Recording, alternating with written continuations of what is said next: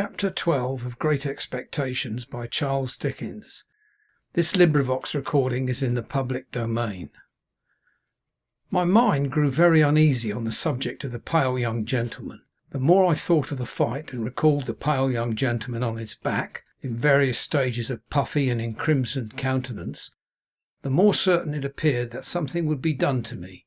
I felt that the pale young gentleman's blood was on my head, and that the law would avenge it. Without having any definite idea of the penalties I had incurred, it was clear to me that village boys could not go stalking about the country, ravaging the houses of gentlefolks, and pitching into the studious youth of England, without laying themselves open to severe punishment. For some days I even kept close at home, and looked out of the kitchen door with the greatest caution and trepidation before going on an errand, lest the officers of the county jail should pounce upon me. The pale young gentleman's nose had stained my trousers, and I tried to wash out that evidence of my guilt in the dead of night. I had cut my knuckles against the pale young gentleman's teeth, and I twisted my imagination into 1,000 tangles as I devised incredible ways of accounting for that damnatory circumstance when I should be haled before the judges. When the day came round for my return to the scene of the deed of violence, my terrors reached their height. Whether myrmidons of justice, specially sent down from London, would be lying in ambush behind the gate, whether Miss Havisham, preferring to take personal vengeance for an outrage done to her house, might rise in those grave clothes of hers, draw a pistol, and shoot me dead, whether suborned boys, a numerous band of mercenaries, might be engaged to fall upon me in the brewery and cuff me until I was no more. It was high testimony to my confidence in the spirit of the pale young gentleman that I never imagined him accessory to these retaliations. They always came to my mind as the acts of injudicious relatives of his, goaded on by the state of his visage and an indignant sympathy with the family features. However, go to Miss Havisham's I must, and go I did, and behold, nothing came of the late struggle. It was not alluded to in any way, and no pale young gentleman was to be discovered on the premises. I found the same gate open, and I explored the garden, and even looked in at the windows of the detached house, but my view was suddenly stopped by the closed shutters within, and all was lifeless. Only in the corner where the combat had taken place could I detect any evidence of the young gentleman's existence. There were traces of his gore in that spot, and I covered them with garden mould from the eye of man. On the broad landing between Miss Havisham's own room and that other room in which the long table was laid out, I saw a garden chair, a light chair on wheels that you push from behind. It had been placed there since my last visit, and I entered that same day on a regular occupation of pushing Miss Havisham in this chair, when she was tired of walking with her hand upon my shoulder, round her own room and across the landing, and around the other room. Over and over again we would make these journeys, and sometimes they would last as long as 3 hours at a stretch. I insensibly fall into a general mention of these journeys as numerous, because it was at once settled that I should return every alternate day at noon for these purposes, and because I am now going to sum up a period of at least 8 or 10 months. As we began to be more used to one another, Miss Havisham talked more to me, and asked me such questions as what I had learnt and what I was going to be. I told her I was going to be apprenticed to Joe. I believed, and I enlarged upon my knowing nothing and wanting to know everything, in the hope she might offer some help towards that desirable end. But she did not. On the contrary, she seemed to prefer my being ignorant. Neither did she ever give me any money, or anything but my daily dinner, nor ever stipulate that I should be paid for my services. Estella was always about, and always let me in and out, but never told me that I might kiss her again. Sometimes she would coldly tolerate me. Sometimes she would condescend to me. Sometimes she would be quite familiar with me. Sometimes she would tell me energetically that she hated me. Miss Havisham would often ask me in a whisper, or when we were alone, "Does she grow prettier and prettier, Pip?" And when I said yes, for indeed she did, would seem to enjoy it greedily. Also, when we played at cards, Miss Havisham would look on with a miserly relish of Estella's moods, whatever they were. And sometimes, when her moods were so many and so contradictory of one another that I was puzzled as what to say or do, Miss Havisham would embrace her with a lavish fondness, murmuring something in her ear that sounded like, "Break their hearts, my pride and hope, break their hearts and have no mercy." There was a song Joe used to hum fragments of at the forge, of which the burden was Old Clem. This was not a very ceremonious way of rendering homage to a patron saint, but I believe Old Clem stood in that relation towards smiths. It was a song that imitated the measure of beating upon iron, and was a mere lyrical excuse for the introduction of Old Clem's respected name.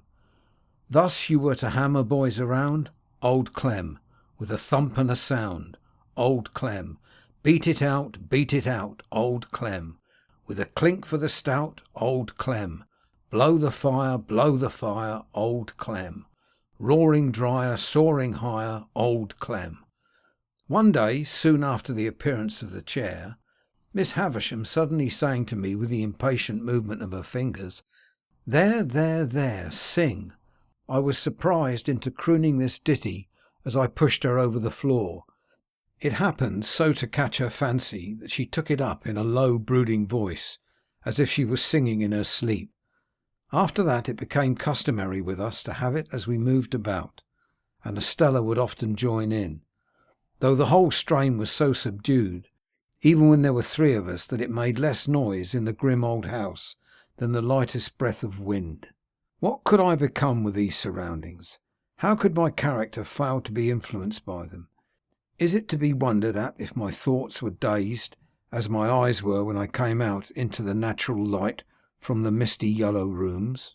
Perhaps I might have told Joe about the pale young gentleman, if I had not previously been betrayed into those enormous inventions which I had confessed. Under the circumstances, I felt that Joe could hardly fail to discern in the pale young gentleman an appropriate passenger to be put into the black velvet coach. Therefore I said nothing of him. Besides, that shrinking from having Miss Havisham and Estella discussed, which had come upon me in the beginning, grew much more potent as time went on. I reposed complete confidence in no one but Biddy, but I told poor Biddy everything. Why it came natural to me to do so, and why Biddy had a deep concern in everything I told her, I did not know then, though I think I know now. Meanwhile councils went on in the kitchen at home, fraught with almost insupportable aggravation to my exasperated spirit. That ass Pumblechook used to often come over of a night for the purpose of discussing my prospects with my sister, and I really do believe, to this hour, with less penitence than I ought to feel, that if these hands could have taken a linchpin out of his chaise cart, they would have done it. The miserable man was a man of that confined stolidity of mind that he could not discuss my prospects without having me before him, as it were, to operate upon, and he would drag me up from my stool, usually by the collar, where I was quiet in a corner, and putting me before the fire as if I was going to be cooked, would begin by saying, "Now, mum, here is this boy which you brought up by hand. Hold up your head, boy, and be for ever grateful unto them which so did do. Now, mum, with respections to this boy." And then he would rumple my hair the wrong way, which from my earliest remembrance, as already hinted, I have in my soul denied the right of any fellow creature to do, and would hold me before him by the sleeve, a spectacle of imbecility only to be equalled by himself. Then he and my sister would pair off in such nonsensical speculations about Miss Havisham, and about what she would do with me and for me, that I used to want, quite painfully, to burst into spiteful tears, fly at Pumblechook, and pummel him all over. In these dialogues my sister spoke to me as if she were morally wrenching one of my teeth out at every reference, while Pumblechook himself, self-constituted my patron, would sit supervising me with a depreciatory eye, like the architect of my fortunes who thought himself engaged on a very unremunerative job. In these discussions Joe bore no part, but he was often talked at while they were in progress, by reason of Mrs. Joe's perceiving that he was not favourable to my being taken from the forge. I was fully old enough now to be apprenticed to Joe, and when Joe sat with the poker on his knees, thoughtfully raking out the ashes between the lower bars, my sister would so distinctly construe that innocent action into opposition on his part that she would dive at him, take the poker out of his hands, shake him, and put it away. There was a most irritating end to every one of these debates. All in a moment, with nothing to lead up to it, my sister would stop herself in a yawn, and catching sight of me, as it were incidentally, would swoop upon me with, "Come, there's enough of you. You get along to bed. You've given trouble enough for one night, I hope," as if I had besought them as a favour to bother my life out. We went on in this way for a long time, and it seemed likely that we should continue to go on in this way for a long time, when one day Miss Havisham stopped short as she and I were walking, she leaning on my shoulder, and said with some displeasure, "You are growing tall, Pip." I thought it best to hint, through the medium of a meditative look, that this might be occasioned by circumstances over which I had no control. She said no more at the time, but she presently stopped and looked at me again, and presently again, and after that looked frowning and moody. On the next day of my attendance, when our usual exercise was over, and I had landed at her dressing-table, she stayed me with a movement of her impatient fingers. "Tell me the name again of that blacksmith of yours." "Joe Gargery, ma'am." "Meaning the master you were to be apprenticed to?" "Yes, Miss Havisham." "Would Gargery come here with you and bring your indentures, do you think?"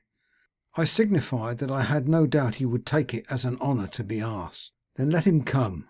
"At any particular time, Miss Havisham?" There, I know nothing about times. Let him come soon, and come along with you." When I got home at night and delivered this message for Joe, my sister went on the rampage in a more alarming degree than any previous period. She asked me and Joe whether we supposed she was doormats under our feet, and how we dared to use her so, and what company we graciously thought she was fit for. When she had exhausted a torrent of such inquiries, she threw a candlestick at Joe, burst into a loud sobbing, got out the dustpan, which was always a very bad sign, put on her coarse apron, and began cleaning up to a terrible extent. Not satisfied with the dry cleaning, she took to a pail and scrubbing brush, and cleaned us out of the house and home, so that we stood shivering in the backyard. It was 10 o'clock at night before we ventured to creep in again, and then she asked Joe why he hadn't married a negress slave at once.